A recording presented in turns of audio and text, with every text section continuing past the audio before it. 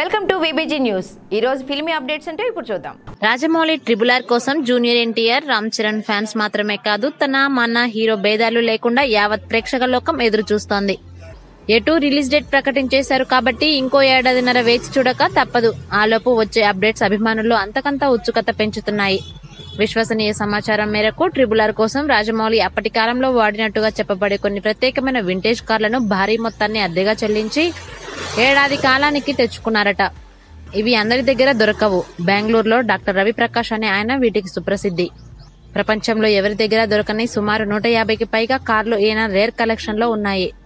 జవహర్లాల్ నెహ్రూ వాడిన 1928 నాటి Lancaster ST8 model తో పాటు జాగ్వార్ క్లాసిక్ రేంజ్ లాంటివి ఎన్నో ఆయన వద్ద ఉన్నాయి.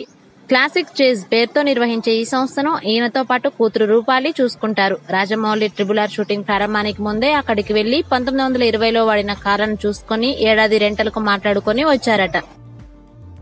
For more filmy updates keep watching VBG news.